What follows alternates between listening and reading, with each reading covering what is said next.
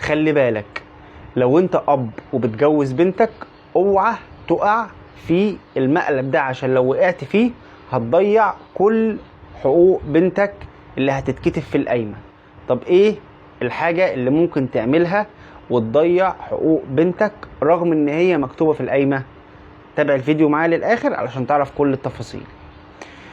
الناس اللي بتكتب قايمة المنقولات، طبعا الواحد بيروح قاعد مع جوز بنته واحنا بينا ثقة متبادلة والكلام اللي حضراتكم عارفينه كله، وبيقول له ايه، انا همضي لك على قايمة المنقولات على بياض وانت اكتب اللي انت عايزه. دي طبعا كارثة، لان ببساطة شديدة جدا الزوج بعد ما يمضي على قايمة المنقولات على بياض ممكن يطعن فيها بالتزوير. ليه؟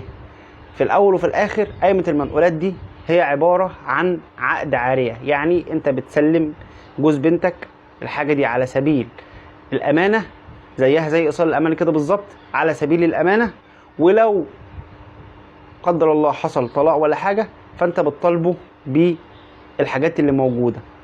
طيب لو الحاجات اللي موجودة دي مكتوبة بعد التوقيع هيطعن في قايمة المنقولات بالتزوير، وهيقول انا مضيت على قايمة تاني خالص، او انا مضيت من غير ما اخد بالي، او بمعنى ادق هيكون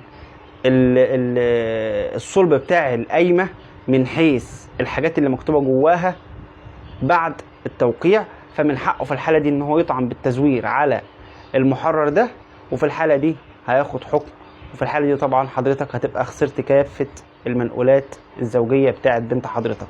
فبالتالي يا جماعة الحاجات تتكتب وبعد كده الراجل يمضي عليها، عشان ما يجيش يقولك انا ما مضيتش على حاجة او انا مضيت وهم اللي زوروا، او القصة دي كلها عشان تتلاشى ده الموضوع ده. يعني يا ريت نشار الفيديو على اكتر نطاق لو انت استفدت من الفيديو علشان كله يبقى عارف، وفولو ولايك، واستنوني في معلومة قانونية جديدة.